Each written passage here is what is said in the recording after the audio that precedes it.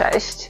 Powiem Wam, że jak zaczęłam wyciągać nasiona do posiania w lutym, to się trochę przeraziłam. Tyle tego było. Zobaczcie, tutaj mam moją szufladę ze wszystkimi nasionami. Wszystkie nasiona posegregowane kategoriami. A tu wyciągnęłam to, co będę siała w lutym. Tu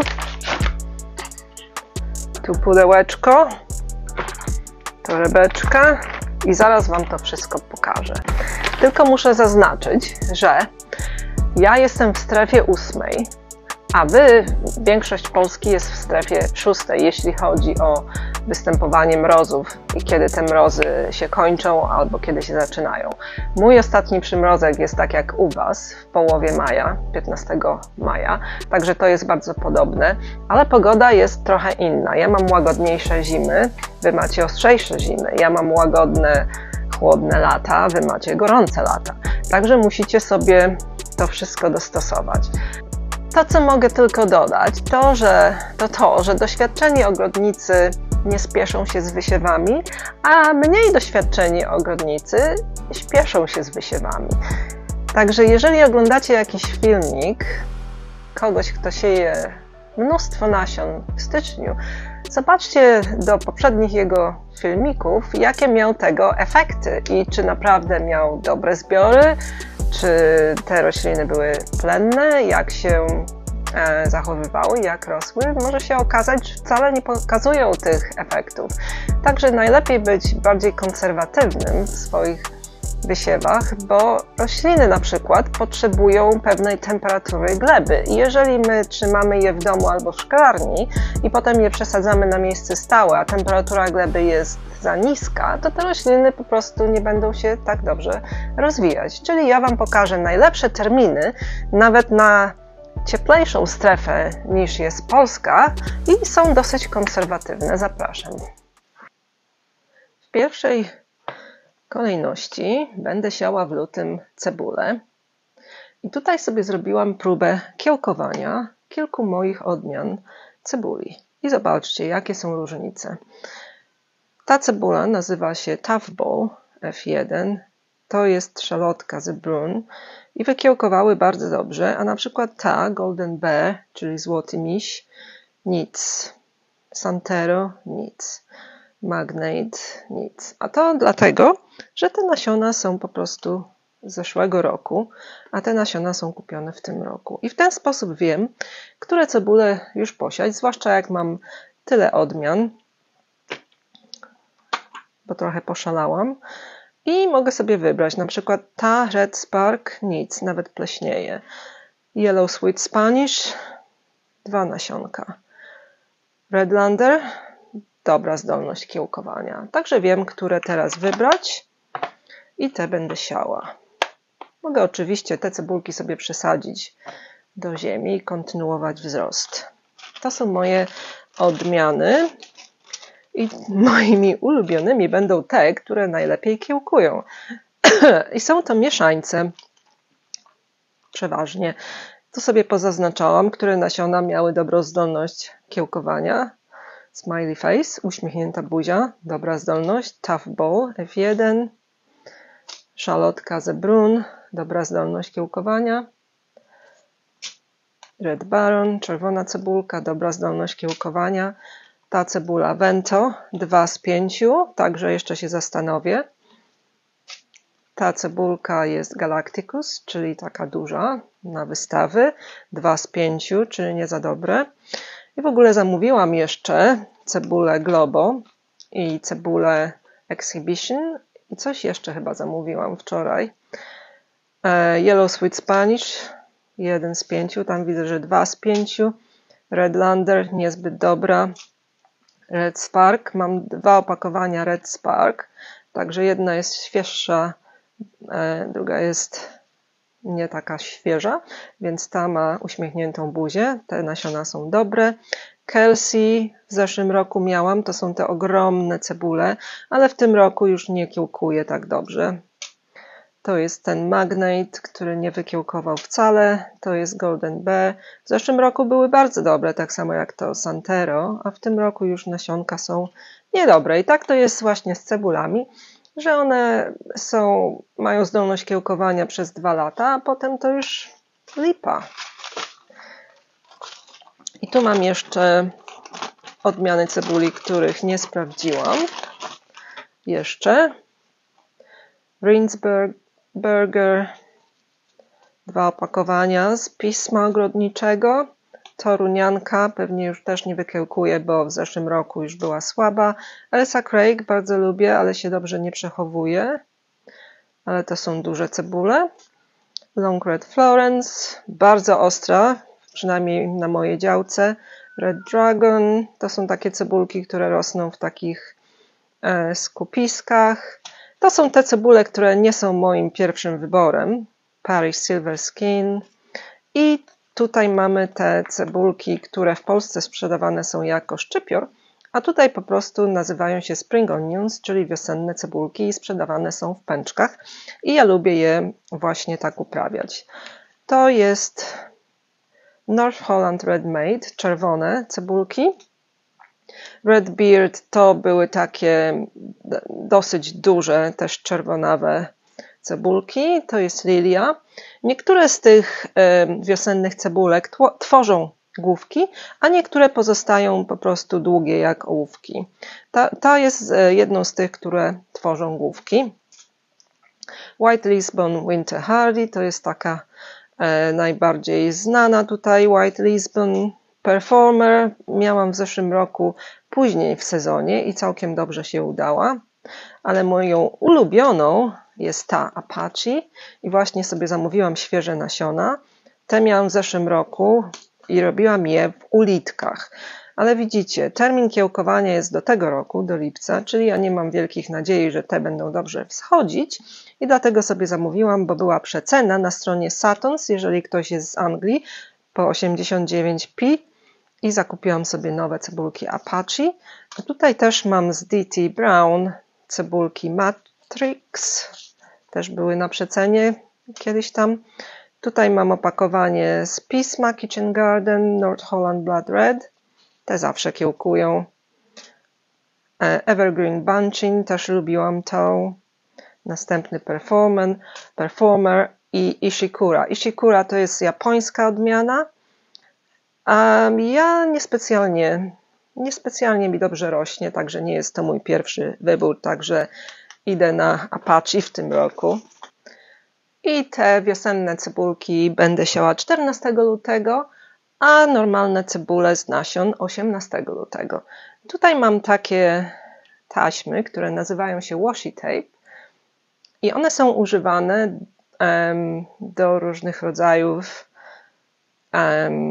nie wiem, różne rzeczy się z nimi robi, ale one po prostu są dobre do sklejania opakowań nasion i można wielokrotnie je otwierać i zamykać i one ciągle się będą kleić. Zaraz Wam pokażę nasionko, które skleiłam. Tutaj mam opakowanie nasion i sklejone są właśnie tą washi taśmą.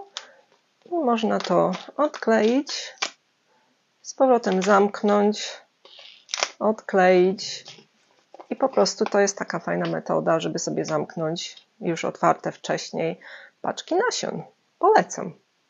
14 lutego będę także siała najwcześniejsze sałaty. Ale ja mam sałaty posiane późnym latem i jesienią w moich tunelach, także ja będę miała tamte sałaty jako pierwsze w lutym, marcu, kwietniu, a te sałaty będą jako następne. Ta odmiana jest moją ulubioną, Rosa di Trento. Bardzo fajna sałata, liście są duże, bardzo kruche, bardzo takie smaczne. Zamówiłam sobie też świeże nasionka z tej samej firmy Satons, bo po prostu ją uwielbiam. Tutaj mam sałatę Intred, która jest taką sałatą czerwoną, a w ogóle to ja sieję sałaty tak jakby okresowo, po kilka, bo nie potrzebuję 100 sałat za jednym razem, tylko 5, może 10. I tak sobie sieję co kilka tygodni, żeby mieć sałatę cały rok nawet, jeśli mi się uda. Mam tą reginę zieloną, tu mam sałatę Nawara, która jest sałatą czerwoną. Tu sobie zachowałam swoje nasionka z czerwonej sałaty. Zobaczcie, jedna roślina, tyle nasionek, to nawet nie są jeszcze wszystkie. Ta sałata nazywa się Gustav Salad, też była dosyć fajna, ale liście były takie grubawe, nie jest moją ulubioną. To jest sałata na lato, czyli nie będę jej teraz siała, bo ona ma za zadanie nie wybijać w pęd kwiatowy, jeżeli jest gorąco. Mam różne sałaty rzymskie, jak na przykład ta, Ballon, albo ta, Little Gem. To jest taka popularna w Anglii sałata w supermarketach, więc mamy jej tutaj mnóstwo.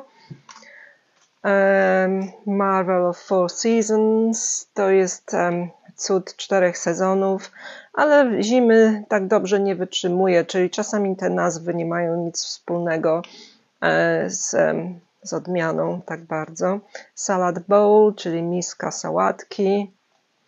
To jest taka sałata listkowa, czyli nie tworzy główek, tylko ma takie listki, które sobie można obrywać. Ta sałata jest także na lato, czyli teraz jej nie będę siała. Tutaj mam sałatę Roxy,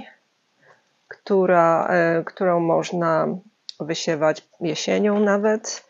Valmain, jedna z sałat rzymskich, także widzicie, mam mnóstwo sałaty. Ta Bijou jest fajna, taka ciemno-czerwona.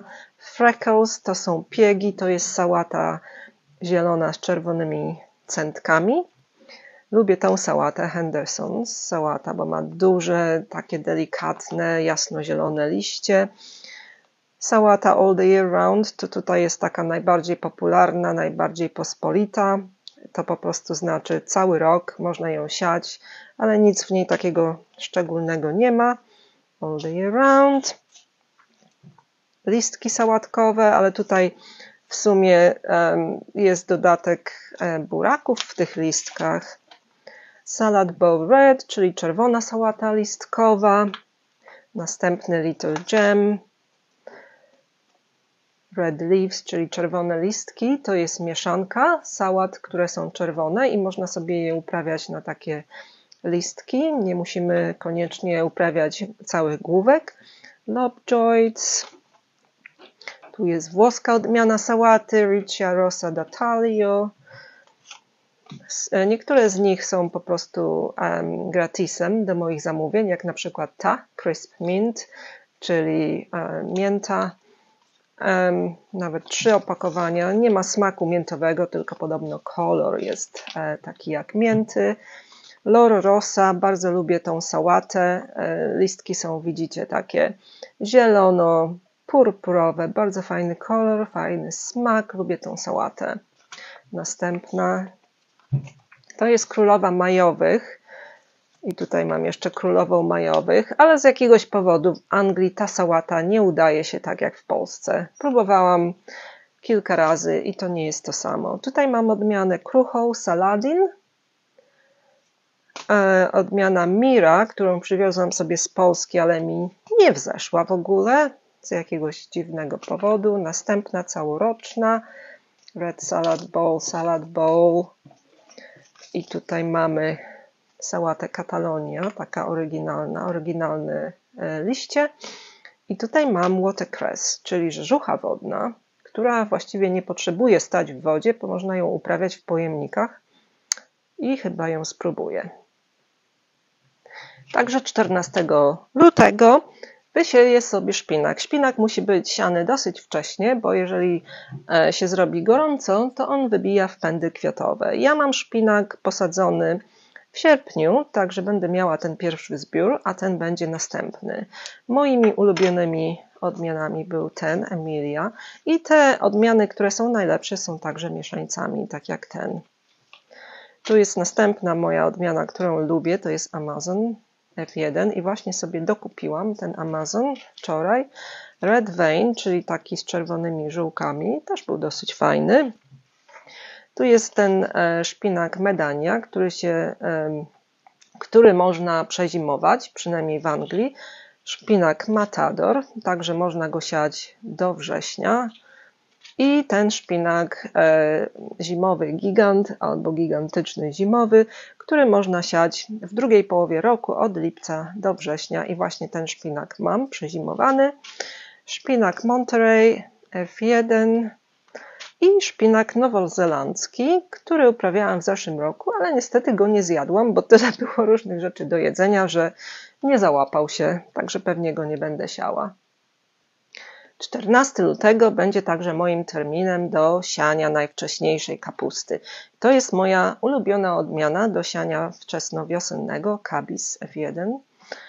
To są takie inne odmiany wczesne, bo musicie wiedzieć, że kapusty są podzielone na grupy. Są kapusty wczesne, późne, kapusty do przezimowania i planowania wczesną wiosną.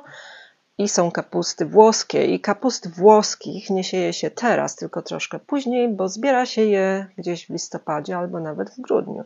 To są te pierwsze kapusty na wczesną wiosnę. Primo, Golden Acre, Durham Early i Golden Acre następna. To są wczesne kapusty do posiania od 14 lutego. Także 14 lutego możemy sobie posiać kilka brokułów na najwcześniejszy zbiór i będą to brokuły te główkowe, nie gałązkowe. Brokuły gałązkowe sieje się później, na przykład w maju, przynajmniej w Anglii, bo one zimują i plonują w roku następnym. Te brokuły będziemy zbierać w tym roku, latem. I najlepsze są mieszańce, tak jak ta. Ironman F1 i Parthenon F1 to są moje ulubione, a to jest taka zwykła odmiana brokuła Green Calabrese. W ogóle w Anglii jest podział. Takie zwykłe brokuły zielone, jakie możemy znaleźć w sklepie, nazywają się Calabrese, a te brokuły gałązkowe, które siejemy w maju, w czerwcu, a zbieramy w następnym roku wiosną, to się nazywają broccoli. I większość z nich nazywa się Purple Sprouting Broccoli, czyli taki jest podział brokułów w Anglii. 14 lutego możemy sobie także posiać groszek na pędy groszku. To jest specjalna odmiana Anubis na pędy groszku i już sobie ją uprawiałam w pojemnikach w kuchni, ale możemy też posiać i posadzić na zewnątrz na po prostu pędy groszku. Możemy także posiać truskawki. To jest truskawka biała, white soul, czyli biała dusza. Możemy sobie posiać pietruszkę liściową, na przykład Giant of Italy, czyli gigant z Włoch, albo plain leaf, czyli zwykłe liście, albo tą moss curled, czyli zakręcony mech. Możemy także posiać kolendrę, której nie lubię, więc ja nie sieję, bo dla mnie smakuje jak mydło. Wymieniłam się także nasionami z koleżanką z pracy, która pochodzi z Indii. Dałam jej fasolki borlotti, a ona mi dała karelę, czyli gorzki melon i spróbuję, co z tego wyrośnie. Ona powiedziała, że trzeba to siać wcześnie. No to będzie fajny eksperyment. Karela, fajne nasionka wyglądają. 16 lutego natomiast będę siała bób i moją ulubioną odmianą jest Masterpiece Green Long Pod, czyli te nasionka są zielone i także jeżeli są, wiecie, już całkiem wykształcone, są zielone i są bardzo fajne w smaku i wydaje mi się, że mają cienką skórkę. Zamówiłam sobie też dwie nowe odmiany bobu. W tej chwili mam także Demonika, którą miałam w zeszłym roku. Ten miałam w zeszłym roku i ten mi bardziej smakował, więc tej nie będę siała. I mam także Super Aqua Dulce, która nadaje się do siewu jesiennego tu w Anglii, ale także wiosennego. Tu jest pokazane, że można siać w lutym, a także październik, listopad. Ja mam problem z myszami, które mi wyjadają nasiona bobu, nawet jak już jest sadzonka urośnięta, także No zobaczymy jak to pójdzie. W zeszłym roku musiałam wysiewać 2 czy 3 razy i sadzić sadzonki w marcu. No ale można je siać od 16 lutego. 18 lutego będę siała rzodkiewkę metodą w takich tacach, metodą grupową, czyli po kilka nasionek, na przykład 3 nasionka w jednej przegródce i ta metoda mi się sprawdza już od kilku lat, z tym, że te rzodkiewki będą szły do tunelu, taki przedplon przed pomidorami. To jest rzodkiewka krakowianka, bardzo fajnie się udała, nawet później w roku były przepyszne, duże fajne rzodkieweczki. A tą odmianę polecam na pierwszy zbiór, to jest odmiana Mila, jest bardzo wczesna, bardzo plenna i bardzo szybko rośnie. To jest odmiana Jutrzenka, którą miałam trochę później w roku i nie udała się, także muszę spróbować wcześniej ją wysiać. To jest taka fajna różowa odmiana. Tu następna krakowianka. Giant Butter, czyli gigantyczne masło, to jest odmiana duża, prawdopodobnie niemiecka. Tu mam nowe opakowanie. To jest odmiana rzodkwi, nie rzodkiewki. To na późniejszy zbiór na jesień. Ta także. Rzodkiewka poloneza, to jest jedna z moich ulubionych rzodkiewek, ale ostatnio przynajmniej z tych angielskich nasion kształt tych rzodkiewek nie był okrągły, tylko miały takie różne kształty, czyli selekcja nie była całkiem porządna. Ta jest także na jesień i te są na jesień. Tutaj mam odmianę Prince Rotin. Można ją siać od lutego do września. Tak średnio sobie rosła, wolę te polskie odmiany w tym przypadku. Escala jest bardzo dobrym mieszańcem, dobrze rośnie, mogę powiedzieć. Felicia to jest taka odmiana wydłużona, fioletowa, ale mam wrażenie, że parcieje. Sparkler to jest odmiana podobna do krakowianki, ale nie jest taka dobra. Poloneza, tak jak już wspomniałam, następny Sparkler. Diana to jest taka odmiana w kolorze fioletowym, bardzo dekoracyjna, ale nie rośnie tak dobrze jak te inne odmiany. Tak samo ta Viola.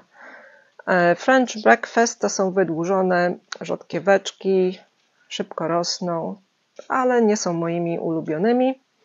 Następna poloneza, widzicie, że lubię polonezę i następny Giant Butter, Scarlet Globe, to jest cała czerwona rzodkiewka. Także 18 lutego będę siała moje rzodkiewki na pierwszy zbiór pod osłonami. Także 18 lutego będę siała na przykład kalarepkę albo fenku i rzepkę. Rzepka to jest taka fajna roślina, coś pomiędzy rzodkiewką a jak to się nazywa po polsku, swede. W każdym razie mam kilka odmian tej rzepki i fajnie mi się udała na wczesny zbiór w zeszłym roku, a była to odmiana Sweet Belle. Ta odmiana rzepki. Tu mam rzepkę żółtą, Petrowski, fajna była w smaku. Snowball to jest taka całkiem biała odmiana, taka bardzo popularna. Tu mam następny Sweet Belle. Purple Top Milan to jest taka biało-różowa odmiana rzepki i rzepkę będę siała tak jak rzodkiewki, po prostu w multipaletach, grupowo i wysadzane trochę pod folię, trochę może pod włókninę. Zobaczymy jak to pójdzie. 26 lutego będę siała najwcześniejsze buraczki i oczywiście będę powtarzała te siewy i prawdopodobnie mój główny siew będzie gdzieś w kwietniu. To jest odmiana Detroit Six Rubidus, to jest jedna z wczesnych odmian. Tutaj mam odmianę Jolly F1, która ma być bardzo słodka.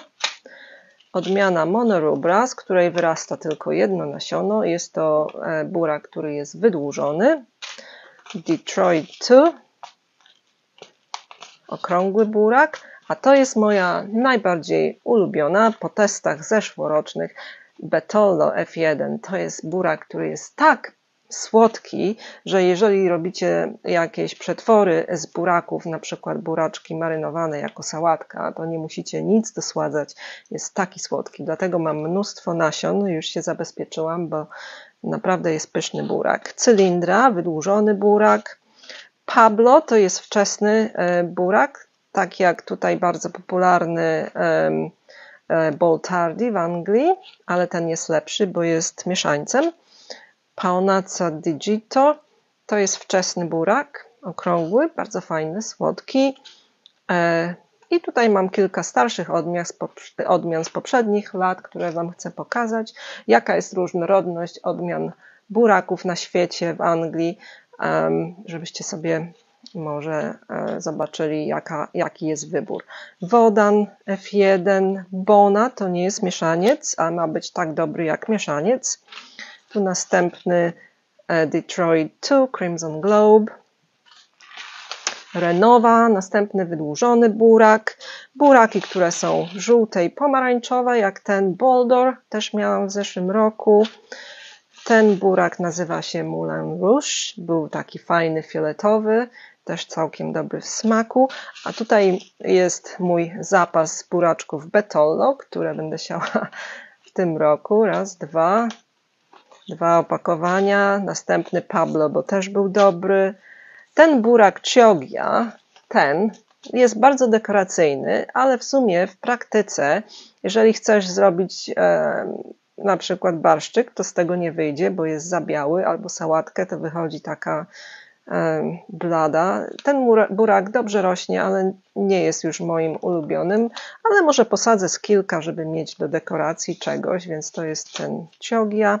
I tu mam burak Morello, następny burak. Także te będę siała 26 lutego. Także 26 lutego będę siała mój groszek i to jest moja ulubiona odmiana Hearst Greenshaft. Zachowuje swoje nasiona. Jest to wspaniała, pyszna odmiana. Zawsze ją sieję w tym terminie pod koniec lutego i potem wysadzam w marcu. Ten groszek też był nawet całkiem fajny, groszek cukrowy Ambrosia z Polski, a to jest Oregon Sugar Pot, czyli to jest taki groszek, który jemy małe, płaskie strąki w całości. I tu następny Oregon Sugar Pot. Douce Provence to jest najwcześniejsza odmiana, którą można siać nawet na jesień albo od stycznia do marca, ale mi nie smakował. Miałam go w zeszłym roku w tunelu. Smak nie był zbyt zachwycający.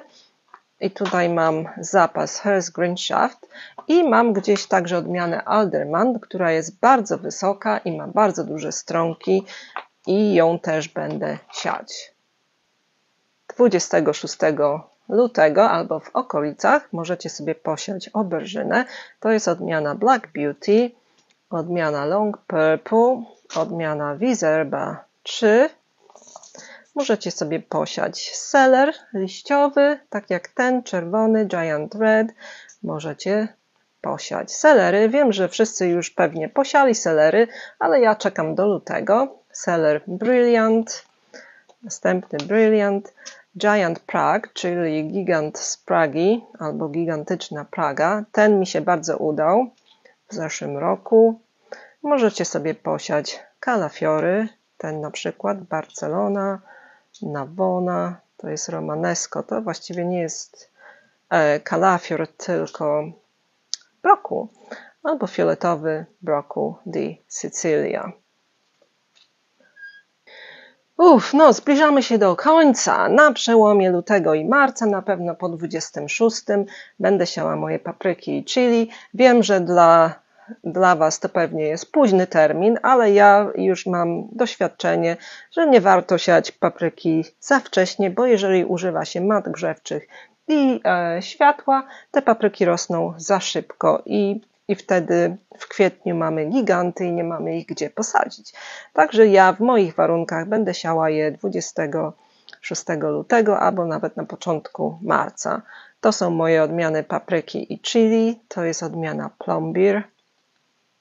Z tomatu Eden, już mówiłam o tych odmianach, odmiana Husky, King of the North, czyli Król Północy, bardzo fajna odmiana na chłodny klimat, odmiana Wisconsin Lakes, tak samo, bo Wisconsin jest na północy Stanów Zjednoczonych, odmiana Shishito, bardzo fajne takie łagodne w smaku zielone papryczki do smażenia na patelni.